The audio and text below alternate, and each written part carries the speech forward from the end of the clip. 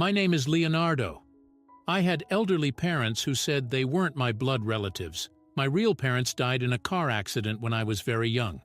With no relatives to take me in, I was placed in a foster home and raised there until I was 5. Although I felt the loneliness of not having a mother and father, mealtimes with delicious food were my happiness and the only thing I looked forward to. One day, a kind elderly couple came to the facility. It's a vague memory, but I remember them smiling happily as they watched me eat. They had such kind smiles. After a while, that couple, the Kings, decided to adopt me. I quickly opened up to them, calling them Grandpa and Grandma Patricia. They had a small garden where they grew vegetables and sold them at a local farmer's market. Though not making much, the leftovers from the market and those not good enough for sale ended up on our table every day. I loved Grandma's pickled cucumbers and potato soup. Be thankful for your food, that was Grandpa's motto. Many people are struggling without food today. We must be thankful for every meal, Carter. I hope you grow up to be someone who can help those who are hungry and in pain. Yeah, got it. I nodded seriously and he smiled gently. His teachings have stayed firmly in my heart. We lived a simple life without luxury, but were raised with a lot of love and happiness. I helped with farming while attending high school. I thought about getting a job after graduation to help with the family finances, but Grandpa said, "Don't worry about money. Do what you want to do." I think he understood me. I wanted to do something that would help people in the future. But at that time, I lacked the knowledge and didn't know where to start. So I wanted to go to college to learn about social work, economics, logistics, and a lot more for times like these, Grandpa said as he handed me a bank book. The account was in my name, Leonardo. He had been saving for my education. I was moved to tears by his thoughtfulness. After enrolling in college, I started to study hard. I felt happy but also guilty for causing trouble for my grandparents. I had never seen them indulge in any luxuries. They always put me first. I vowed to repay their kindness in a big way. Once I started working with that in mind, I devoted myself to my studies. Years had passed after graduating from college. I got a job at a food company called Inspiring Foods. Inspiring Foods not only manufactures and sells food products, but also focuses on social welfare through food. Grandpa was the one who told me about it. A friend of his worked there, and he happened to hear about it. "Maybe the job you want to do is here," Grandpa suggested. I was assigned to the sales department and tackled everything from copying documents to data entry and handling phone calls with all my might. I arrived at work earlier than anyone else and studied the material to learn about our products. I also accompanied skilled sales on their visits. I wanted to learn the job quickly and become a full-fledged worker. However, there was one person who didn't think well of me. That was Smith, the head of the sales department. Smith was also a board member and held significant power within the company. There was a rumor that he didn't see any use in people who couldn't help him climb the career ladder, especially tough on newcomers. True to the rumor, I was quickly targeted. Watching me asking a colleague to let me do anything, he seemed to think of me as an overbearing and cheeky newcomer. One day, he suddenly came to my desk and ordered me to come up with a proposal for a new product. "You seem like a hard worker, so you can do it in a day, right?" he said. "Excuse me, that's a bit—" I started, but Smith interrupted. "What? Talking back as a newbie?" "I'm sorry," I said, unable to object. I gathered all the ideas I could think of and somehow put together a proposal, which I submitted to him. It was a concept for a stir-fry vegetable sauce inspired by the cooking of Grandma. Smith glanced at it and scoffed, pushing the proposal back to me. "Who would buy something like this? Our clients are looking for something more upscale. We don't need cheap stuff like this. Haven't you ever eaten anything good?" "I'm afraid I'm not very familiar with upscale stuff. Could you perhaps give me a few tips on how to improve?" I asked tentatively. "Use your head to think." "Well, I guess that's too much to ask from someone raised in a poor family," he remarked dismissively. "This kind of thing happens almost every day." Honestly, going to work became a struggle. but I had a reason I absolutely couldn't quit. I had a dream of taking my grandparents to a fancy restaurant with my first paycheck. I was sure they'd never been to a fancy place like that. They'd hardly ever eaten out. I thought to raise me. They must have made many sacrifices. I wanted to give them a little luxury for once, to treat them to an amazingly delicious feast. They raised me like their own family, with no blood relation, and I wanted to repay their kindness as soon as I could. A month passed after I had entered the company. I finally received my first paycheck. I was proud of earning money through my work. One of my colleagues recommended a fancy restaurant he had used for entertaining clients, so I made a reservation for 3 and called my grandparents. They were surprised when I suggested entering such a luxurious place. "Are we going into such a fancy place?" Grandma seemed a bit confused. "I got my first paycheck. It's money I earned myself as a working adult. It's always been my dream to treat you both," I explained, feeling a bit emotional. Tears welled up in her eyes. "It's all thanks to Carter's thoughtfulness. Let's enjoy the feast without holding back," Grandpa said happily. Hey, can you please take a moment to subscribe? Stay tuned for more captivating stories and updates. Nervous about our first time in such a restaurant, we stepped in. Then, from a back room, I heard a familiar voice. As the door opened, Smith came out. "Hi, good evening." I reflexively straightened my posture and greeted him. "Huh? Why are you here?" He looked at me curiously. Just having dinner with my family," I replied timidly. "This place is for entertaining important clients, not for common folks like you." He scrutinized us and continued, "Coming to a restaurant in such cheap attire is out of place. Even if you eat high-end food, you won't appreciate its value. Why don't you go to some cheap diner around the corner?" His words pierced my heart. It was one thing for me, but I had made my grandparents feel bad too. That was far from the filial piety I had hoped for. Filled with frustration and shock, I couldn't say anything back. Then Grandpa, who had been quietly listening, spoke up. "The one who's out of place is you." It was a tone I had never heard him use before. "Who do you think you're talking to?" Smith started angrily, coming towards Grandpa, but when he got a good look at Grandpa's face, he exclaimed loudly, "Mr. King!" Then he quickly went pale and sat down on the spot. "Bringing happiness to everyone through the power of food," Grandpa murmured. That was the corporate philosophy of inspiring foods. "I've been meaning to talk to you about it, Carter. Are you ready to hear me out?" He began to speak quietly. "Our family has owned vast lands for generations, which allowed us to live without want. One day, over 30 years ago, the president of Inspiring Foods came to us, wanting to buy our land. He wanted to build a factory for his company to expand his business. Upon further discussion, I learned that Inspiring Foods had been donating food to children in foster care. The president grew up in a poor family himself, often going hungry. He had a strong desire to provide delicious meals to as many children as possible. He was passionate about expanding his business to support more orphaned children, struggling families, and those in need. I was deeply moved by his feelings. My wife and I have always loved children, but were unable to have any of our own, so we decided to help his cause. We kept only the land necessary for our livelihood and gave the rest to him, agreeing with the philosophy of bringing happiness to everyone through the power of food. I became a shareholder in Inspiring Foods and made further investments. I vowed to use my money to help those in need. We've kept in touch ever since, and one day I visited the foster care with him. That's where I met you, Carter. While other children were fussing over not liking carrots or wanting pizza, you were the only one enjoying your meal, saying delicious with your mouth full. It was so adorable. I wanted you to be part of our family, to share meals, so we adopted you.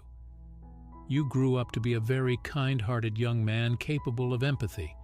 That's why I thought you could be of service to a company like Inspiring Foods. That's admirable. Smith stood up and extended his hand to Grandpa. I made a bit of a mistake earlier. Carter is an exceptionally talented individual, he said, forcing a smile and stepping forward. Grandpa coldly shook off his hand. It's too late.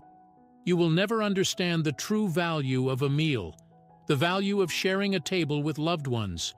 Inspiring Foods is a company that saves people through the power of food. You have no right to call yourself a part of Inspiring Foods. It was the first time I saw Grandpa raise his voice. I will inform the president of everything at tomorrow's shareholders' meeting. When you return to the office, don't expect to find your seat there. Smith trembled and ran off as if fleeing the scene. That day, the three of us enjoyed a delicious feast. As we ate, they told me many things I never knew before. I was also able to tell them how hard I've been working. Did I manage to repay you too a bit? I asked. Of course. You've grown up and are working hard as a respectable working adult. That's enough repayment for us, Grandpa said with a happy look. Today's meal will be an unforgettable memory, Grandma added, truly enjoying the time with the three of us. I felt our family bond deepened more than ever before. The next day, Smith was nowhere to be found at the company. Fearing that his harassment would come to light, he had vanished. In fact, after my case, there were multiple complaints from other new hires and employees who had been harassed by him, leading to his dismissal by the board. Vincent, the colleague who had recommended the fancy restaurant to me, became the new head of the sales department. He said, "No one has worked as hard as you in their first month," praising my efforts. He even took the time to review the proposal Smith had rejected, offering many suggestions. "You might become president one day," he said with a laugh, showing affection. "I want to continue gaining experience and someday take part in a business that delivers delicious meals to those in need. For now, I'm committed to giving my all to the work in front of me, to help create happy moments around the dining table for others. I work for the sake of society today, as always." At the end of the day, how was the story? Let me know in the comments below.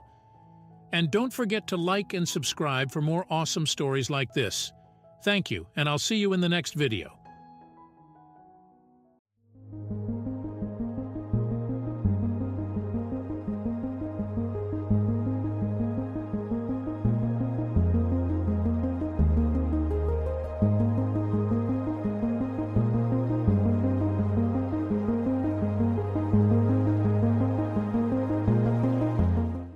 All right, everyone's presentations are done. Nick, the manager, said as he tried to move the discussion forward.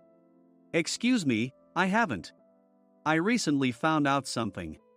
Nick interrupted me and began to speak. There's apparently someone in this department who didn't graduate high school and is just a part-timer. Meetings should be for employees only. Absolutely right. His lackey, Mike, of course, agreed with Nick. I'm leaving. After leaving the meeting room, I started to shut down my computer. I noticed that an email had arrived, not in my personal inbox, but in the company's shared email. Thinking, there's no point in speaking up, no one will listen, I went home quietly. The next day, I heard a commotion from Nick's desk. He was staring at his computer screen, his face pale. Nick! Is something wrong? Mike looked at the screen with him. And he turned even paler than Nick. Why is he so angry? Knowing the reason for Mike's distress, I thought to myself, serves them right. My name is Adam. My mother passed away when I was in the 9th grade, and I was raised by my father. Well, you could hardly call it being raised. After my mother passed, my father changed. He drowned his sorrows in alcohol, and though he still went to work, he squandered our living expenses on horse racing. Because of that, I had to start working part-time as soon as I entered high school. Every month, I went to the convenience store with bills in hand that couldn't be auto-deducted from my father's account. Even though I endured it because I didn't want to be alone, I reached my limit in my second year of high school and dropped out. I found a live-in job at a distant inn. Thank you for everything.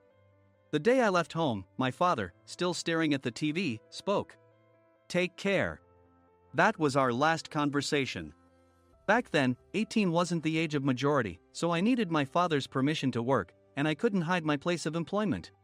Yet, my father never visited me even once. I kept working just to survive, and before I knew it, I was 42.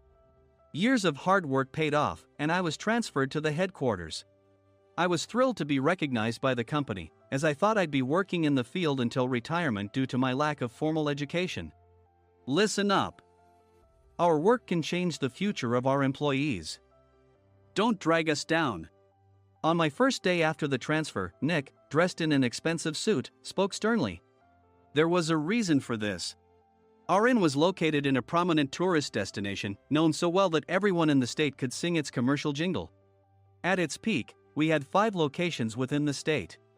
But that was long ago. Due to financial difficulties and aging facilities, only the place where I had worked for many years and the original establishment remained. I was prepared to lose my job anytime, but now there was a glimmer of hope. With the rise of social media, the tourist area where the inn was located started gaining attention again. Depending on how hard the sales department, where I was transferred, worked, we could either thrive or be forced to give up this prime location to the new hotel chains continuously popping up. For Nick, who had switched careers from another industry to strengthen our sales, this was a battle he couldn't afford to lose. I understood why he had to be strict. I will do my best.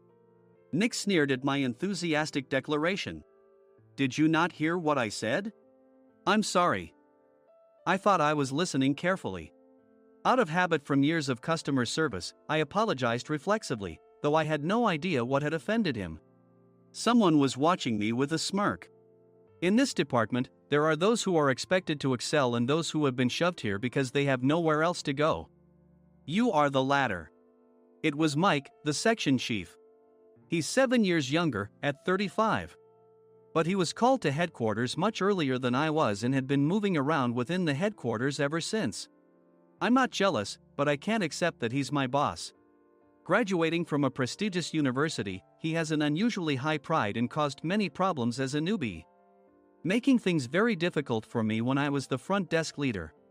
When I found out Mike was transferred to the sales department a month before me, I was disheartened. Mike is right. With just a middle school diploma, there's not much you can do. Don't even think about achieving results. As if I didn't exist, Nick remarked, I'm thirsty. Mike eagerly ran to the coffee maker. It seems Mike is Nick's lackey. I regretted being happy about my transfer to headquarters, wishing I had stayed on site forever. Send a direct mail to every company on this list by the end of the day. Nick only assigned me tasks that even a new graduate could handle. What? There are over 1,000 companies. You want me to send to all of them by today? Yes, if you and your fellow misfits split the work, even those with nowhere else to go should finish by today. I glanced at the employees typing away expressionlessly. They were worn out from customer service, only thinking about leaving on time, or were women reassigned after having children, with zero motivation for work. Even Sam, a new graduate from the same university as Mike, who was supposed to be among the expected achievers, had no enthusiasm for the job, having joined the company wanting to do customer service. I don't care what they say, I plan to quit anytime, he said. Only Nick and Mike were highly motivated, making all the decisions between the two of them. I originally only wanted to work at the inn to survive and had no particular attachment to this job. I swallowed my words, thinking I had no right to reprimand them. About a month after the transfer, Nick told us with a frustrated look.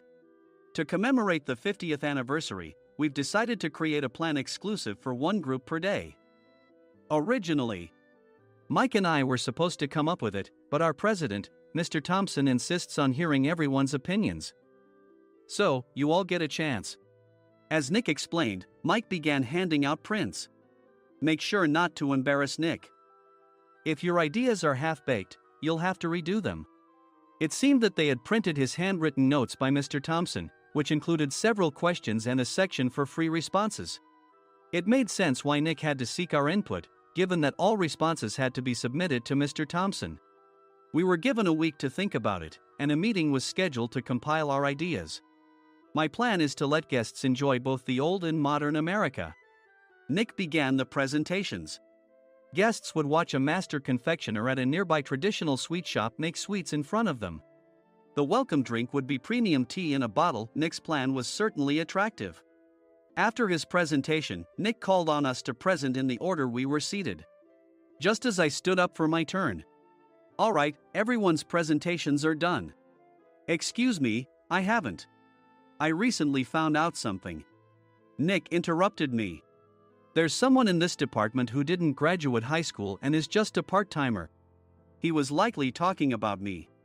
I joined the company as a part-timer and was made a full-time employee when I turned 20. That was 20 years ago, so Nick and Mike probably had no chance to know until recently. Meetings should be for employees only. Absolutely right. After that, Nick kept creating opportunities to solicit everyone's opinions, purposefully excluding me from speaking. The meeting unexpectedly heated up and went past the scheduled end time. A few people asked to leave, and the discussion continued with the remaining few. Still here? Normally, you'd leave in that situation. Though I had no attachment to the job initially, hearing kind words from customers made me want to make them happier.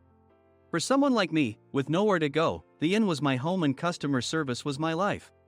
I felt pathetic about my current self. I'm leaving. I left the conference room and started shutting down my computer. I noticed an email had arrived, not in my personal inbox, but in the company's shared email. Thinking no one would listen to what I had to say anyway, I quietly went home. The next day, while preparing the DM as instructed, I heard a commotion from Nick's desk. In his haste to stand up, he hit his knee on the desk. He stared at his computer screen, his face pale. Nick! What's wrong? Mike, thinking he should be the first to rush over, approached Nick while still wearing his coat. He peered at the screen with Nick. And he turned even paler than Nick. Why is he so angry? Who is responsible for this company? Nick, more irritated than ever, asked, and Mike answered without checking. Probably Sam. Sam wasn't there because he was attending a morning training session for new hires. Nick gave up on getting angry and returned his gaze to the screen. They were looking at an email that arrived right after the end of the working day yesterday. Apparently, no one, including me, had checked it before leaving. The email was from a large company that used us for their annual employee trips. The president and executives of that company also frequently used our services personally. President of the company, Mr. Mason himself, had declared that neither he nor his company would ever use our services again. Well, some companies cancel their employee trips or stop using our services due to financial struggles. Let's just move on. Mike kept wiping the sweat from his forehead with a handkerchief. Knowing why Mike was so agitated, I quietly watched their interaction. Do you know how much revenue we get from that company? We can find other guests to fill the rooms, but we'll lose the banquet costs, gift shop revenue, rental car fees, and more. Moreover, the gifts were supposed to be prepared by the traditional confectionery shop involved in Nick's proposed plan. If it's known that we incurred such a huge loss at this critical time, Nick's position in the company would be jeopardized. Nick took a deep breath, seemingly trying to calm himself. All right, Mike. Go to New York right now and apologize to Mr. Mason. What? You're coming with me, right? I have urgent work to do. I trust you, which is why I'm entrusting this to you. Please. Mike, believing Nick's sincerity, agreed with a determined look on his face, saying, yes. That's Nick for you. Even if Mike went to apologize, Nick would shift all the blame onto him if the client didn't change their mind. Well, it was Mike's fault to begin with, so it served him right. About 3 hours later, Sam answered a call from somewhere and repeatedly apologized, saying, I'm very sorry. Everyone watched to see what was happening. After ending the call, he informed Nick with a weary tone. When Mike arrived at the client's company, he only made things worse, further infuriating Mr. Mason. He was demanding, get his boss here immediately. It was no wonder Sam was exhausted, dealing with such a call right after returning from training. What is that idiot doing? All right, Adam, you're coming with me. If sacrificing Mike didn't work, then I must be next. Normally, I'd want to refuse at all costs, but I saw an opportunity in this situation. If I can be of assistance, I'd be happy to join you. I immediately followed Nick, and we flew to New York. When we introduced ourselves at the reception, it became clear how serious the situation was, as the receptionist personally escorted us to the president's office. Angry voices leaked through the door, making both Nick and me uneasy. Excuse me. I'm Nick, the supervisor. I understand my subordinate has caused you trouble, and I deeply apologize. Nick, with his experience in the corporate world, knew enough to offer an apology before excuses. However, his customer service skills left much to be desired. I sighed as I saw Mike trembling like a small dog in the corner of the room. "What kind of training are you giving your subordinates?" Mr. Mason glared at Nick with a red face. The intensity of his gaze made even Nick take a step back. Regrettably, I joined this company only 2 years ago and was unaware of Mike's issues. I should have identified his shortcomings sooner. Indeed, I should have realized sooner. No sensible person would come to apologize and then give a lengthy presentation on the drawbacks of not using their in. Nick froze, his mouth slightly open. Suspecting the worst, I picked up the documents that had fallen to the floor. It seemed Mike hastily prepared these documents on the plane, listing the disadvantages.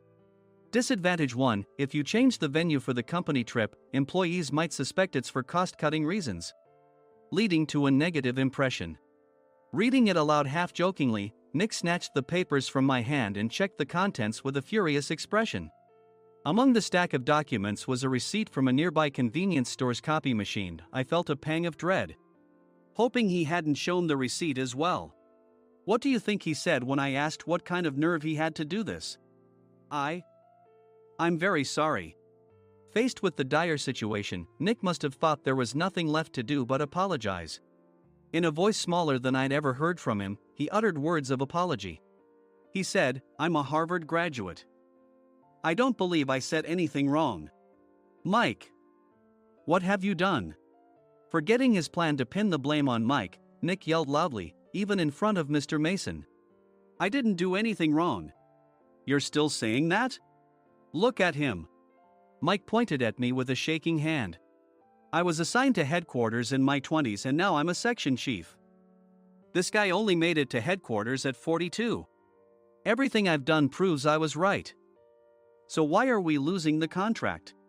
Having said his piece, Mike collapsed to the floor. "Of course. You were sent there because you had nowhere else to go."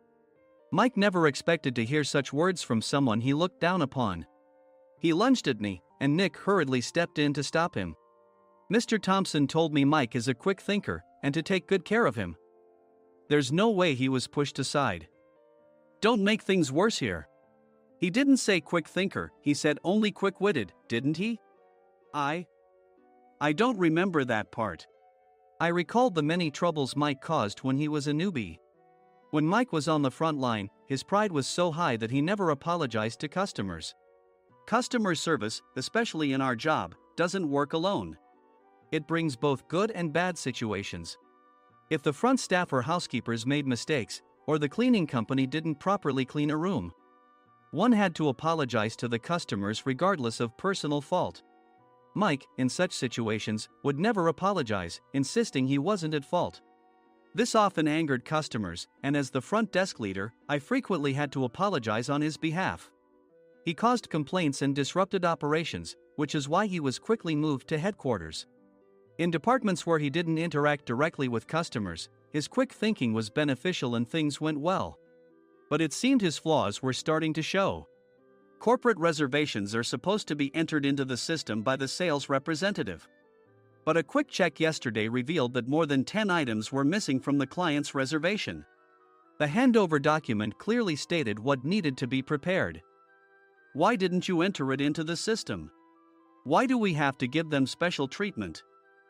Filling rooms near the banquet hall, setting up all the food in advance. Specifying the brand of wine, they're too demanding. No wonder he always angered customers, I thought, feeling a headache coming on. Grouping them in rooms near the banquet hall is for our benefit too. It makes it easier for the staff to set up beds and serve breakfast since everyone's schedule is synchronized. As for the other requests, Mr. Mason suggested them to lighten our load. I didn't know that. Nick finally seemed to realize that Mike was the one who had angered the client. What did you say to them? I just told them we wouldn't give them special treatment anymore. We shouldn't waste effort on things that don't bring in money. I was utterly exasperated at his lack of understanding of customer service. Of course, we shouldn't comply with unreasonable demands. But carrying over successful practices from past stays makes customers feel remembered and enhances their experience. Good memories encourage repeat visits. That's part of our job. I looked down at Mike, who was sitting on the floor. In our job, nothing is a waste. Mr. Thompson likely moved you to the sales department, hoping you'd finally understand this. How do you think he feels now that you failed to meet his expectations? Mike, tears in his eyes, fled the president's office. I was amazed he still hadn't apologized. You have it tough, Adam. It's okay, we're all employees of the same company. I deeply apologize for this disrespectful incident. Especially after all the care you've shown us. If it weren't for you, Adam, I really would have stopped staying here. When I heard you were moving to the sales department, I was willing to reconsider if you handled it. Seeing us talk so amicably, Nick's face contorted. Do you two know each other? Adam's service is excellent. I always requested him specifically. Normally, we don't accept specific staff requests, but we made an exception for Mr. Mason, adjusting my shifts accordingly.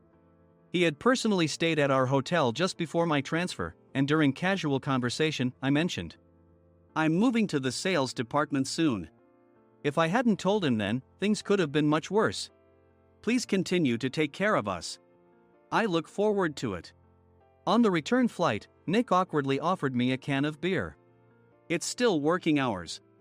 Of course, I had no intention of forgiving him for a single beer. Nick might try to pin everything on Mike and avoid any consequences. While pondering this, a startling fact came to light. Nick, the tea bottles for the plan have arrived. I handed Nick a bottle labeled with our inn's name. They look good. What are you talking about? These are plastic bottles. I had assumed we would use the trendy, high-end bottling tea. But what arrived were ordinary plastic bottles of tea with customized labels. The only unique aspect was the label, which had the inn's name, making it look customized. Upon further investigation, I discovered that a substantial amount of money was set to be paid to the tea company. It was priced like bottling tea. Does this plastic bottle really cost $100 each? The tea inside is specially blended for us. The extra cost is for that. Wouldn't it be better to use another tea company? Or is there a specific reason we must use this one? As Nick continued to make excuses, I showed him a printed email. I informed the tea company's president, Mr. Mitchell, that we discovered irregular payments and he confessed. He said you two were high school classmates and planned to split the extra money. That idiot. Why did he confess? That's not important. You should worry about yourself, this could turn into a police matter. Opening the bottle cap, I suggested. How about calming down with this tea? It supposedly has a relaxing effect. Nick drank the tea frantically. In the following days, decisions were made about their fates. Mike was reassigned to the General Affairs Department, with no chance of transfer or promotion, as per Mr. Thompson's orders. As for Nick, since the payment to the tea company hadn't yet been made, he narrowly avoided legal trouble. Instead, he was encouraged to leave the company, and to avoid further complications, Nick submitted his resignation. Rumor has it that connections between HR departments have made it difficult for him to find new employment. Even though it was good to have those two gone, something unexpected happened in the sales department. Everyone became motivated and united in refining the 50th anniversary plan. In the end, my plan was adopted. We collaborated with the Tourist Information Center to provide personalized guides. The plan, tailored to the number of guests, was truly special for the 50th anniversary. Hey, is Adam's family coming to stay? I immediately booked that special plan for my family. Sam noticed it on the reservation list and quickly picked up on it. Yes, I'm inviting my father. That's great. I might invite my parents too. I lacked the courage to face my father just as Adam. But here, with the confidence Mr. Mason praised, I felt ready. The 50th anniversary plan was a perfect opportunity to reconnect with my father. I hoped to bring back the days when we could laugh together as we once did.